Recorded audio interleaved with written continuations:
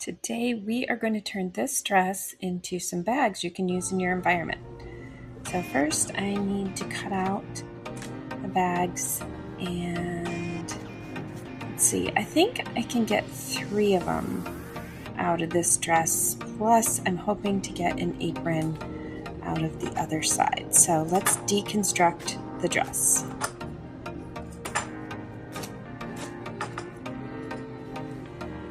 I need to make a straight edge along one end, and I will mark it with my clear ruler. I really love these clear 6x12 rulers, often used for quilting, but they're really great for marking out a lot of the materials that I make.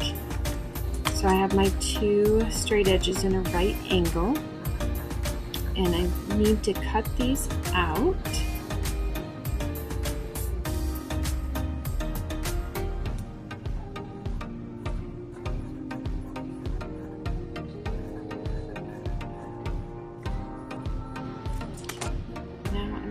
To make a straight line on the other edge of the dress. So I'm essentially just making a rectangle with right angles to cut my pieces out of. So cutting the dress apart, you need to make sure that you got a nice, good piece of fabric to start with.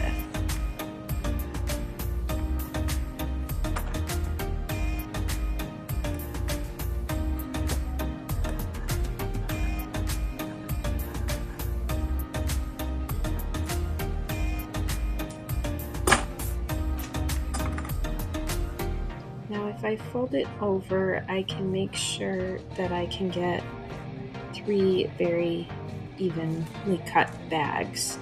So I'm just going to mark it here. Okay. So I'll put a mark at the width of the bag. And then I'm going to draw straight lines across for me to cut on.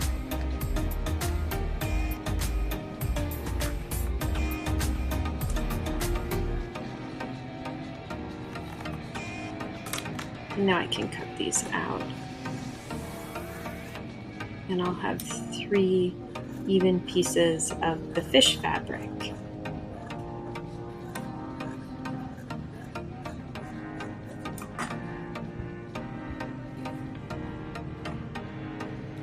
Now I'm going to do the same thing with this fabric, which was once a curtain. It's just a white cotton fabric that I'm going to line the bags with, so they'll just have a nice white cotton lining.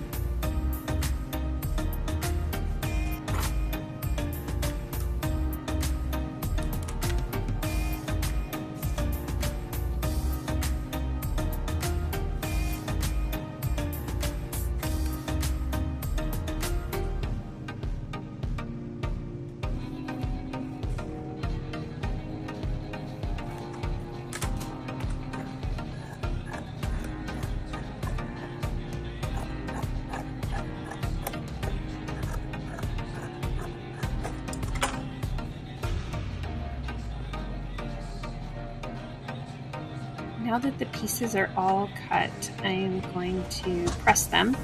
So I want to make sure that they're nice and flat, and I get everything lined up.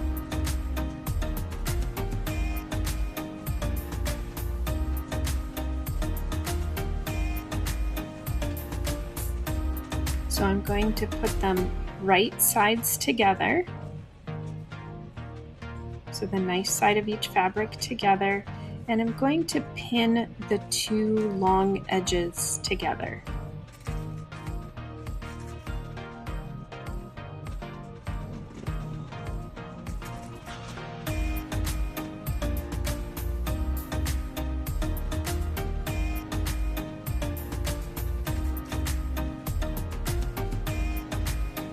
Now that those are all lined up and pinned, I'm going to sew those 2 long edges. I'll be using my sewing machine, but you can do this by hand. And remember to lock your stitches at the beginning and end of the row of stitching, and that just means going backward a few stitches.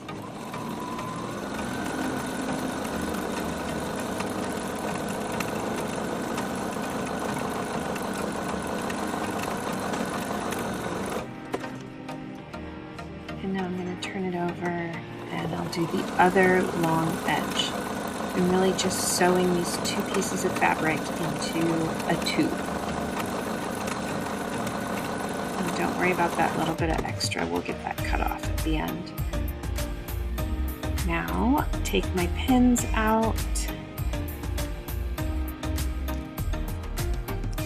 and I'm going to cut off any extra just to make sure that it's nice clean rectangle and the edges are all matched up for me.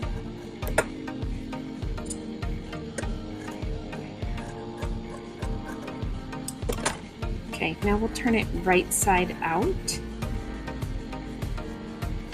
and then we're going to go press it again. So I like to press the seam flat and then on the other side, the other seam flat. Now I'll put the seam in place and iron it flat again. Nice and crisp edges. It's important to take the time to iron in between. It really helps the sewing and it helps with the finished project to really look the way you want it to. So make sure you take the time and do the pressing. Okay, there we go. I'll do this with all three.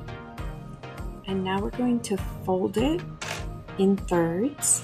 And this is so I can slide the D-ring on. I'll just put it in the middle. Okay, now open up the ends with the raw edges.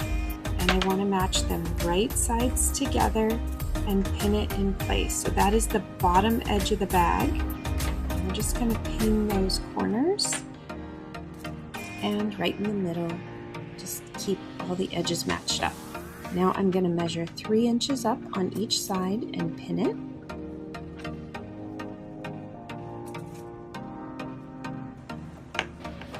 Now I'm going to sew those 3-inch edges, lock my stitch, turn it, sew the bottom edge all the way across, and then up the other side just the 3 inches that we marked. And make sure you lock your stitch. Okay, perfect. Trim off my threads. I trim the corners so they're not so bulky when I turn them. And then we're going to turn it right side out. Really get those corners pushed in there. And then here we go. We have a bag. I made 3 of them. And like I hoped, I had enough fabric so I can make a matching apron. Don't know that it will go in the same environment, but it sure is cute.